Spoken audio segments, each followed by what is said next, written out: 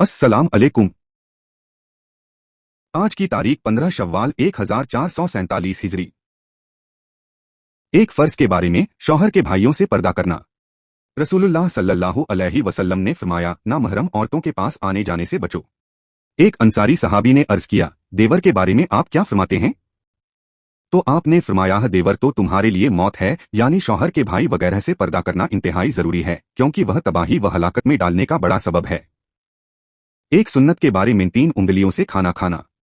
हजरत कअब बिन मालिक फरमाते हैं, रसूलुल्लाह 3 उंगलियों से खाते थे और जब खाने से फारिग हो जाते तो उंगलियां चाट लेते थे। खाने के बाद उंगलियों को चाटना सुन्नत है, लेकिन इस तरह नहीं चाटना चाहिए कि देखने वाले को नागवार हो। एक अहम अमाल की फजीलत, यतीम के सर पर हाथ फेरना। रसूलुल्लाह सल्लल्लाहु अलैहि वसल्लम ने फरमाया, जब कोई शख्स यतीम के सर पर हाथ फेरता है तो अल्लाह ताला हर बाल के बदले में एक नेकी अता फरमाता है। एक गुनाह के बारे में तकब्बुर की सजा। रसूलुल्लाह सल्लल्लाहु अलैहि वसल्लम ने फरमाया, जिस शख्स के दिल में राई के बराबर भी तकब्बुर होगा वह जन्नत में दाखिल न होगा।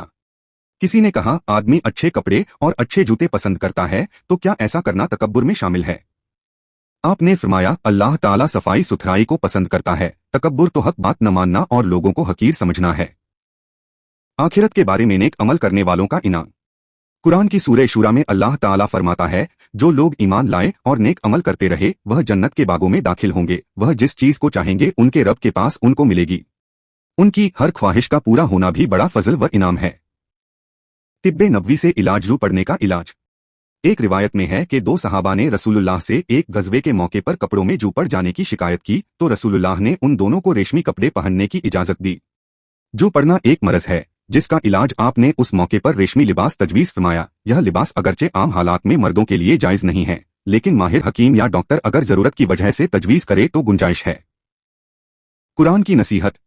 कुरान की सूरह नाम में अल्लाह ताला फरमाता है, यह बताए हुए अहकाम ही मेरा सीधा रास्ता है, तुम इसी पर चलो और दूसरे गलत रास्तों पर मत चलो, वरना वह रास्ते तुमको राहे खुदा से हटा देंगे।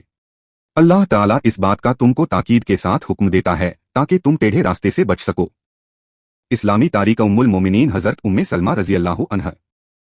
उम्मुल मोमिनीन हजरत उम्मे सलमा से पहले अबू सलमा बिन अब्दुल असद के निकाह में थीं। उनके इंतकाल के बाद हुजूर ने निकाह फरमाया। वह अक्लमंद और बुलंद अखलाक व किरदार वाली खातून थीं, जाहिदाना जिंदगी गुजारती और राह खुदा में बड़ी फयाजी से खर्च किया करती थीं, लोगों को नेकी का हुक्म किया करती और बुराई से रोकती। हदीस सुनने का बहुत शौक था। हदीस में हजरत आयशा के बाद कोई उनके मुकाबिल न थे। फिकी मालूमात, मामला फहमी, जहानत और दानिशमंदी में बुलंद मकाम रखती थीं। जलीलुल कद्र सहाबाए किराम और बड़े ताबीन उनसे मसाइल की तहकीक किया करते थे। उनकी राय की दुरुस्तगी और अक्लमंदी का अंदाजा इससे होता है कि सुलह हुदैबिया के मौके पर जब कुफ्फार ने मुसलमानों को उम्रा करने से रोक दिया तो हुजूर ने सहाबाए किराम को एहराम खोलने का हुक्म दिया। सहाबाए किराम पर उम्रह किए बगैर एहराम खोलना बहुत शाक गुजरा, चुनांचे उस मौके पर उम्मे सलमा ही ने हुजूर को मशवरा दिया कि अभी सहाबा को सदमा है, इसलिए आप खुद पहले एहराम खोल दीजिए, फिर सहाबा भी अपने एहराम खोल देंगे। इस मशवरे को आपने पसंद फरमाया और ऐसा ही किया। उस वक्त सहाबा को यकीन हो गया कि अब सुलह के शराइत बदल नहीं सकते, तो तमाम सहाबा ने एहराम खोल दिया।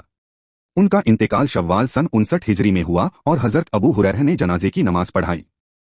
देखने के लिए शुक्रिया। ये वीडियो हर रोज देखे और अपने रिश्तेदारों, बच्चों और दोस्तों से शेयर करे, वीडियो लाइक करे और चैनल को सब्सक्राइब करे और दीनी तालीम को आगे बढ़ाए। खुदा हाफिज, फिर मिलेंगे।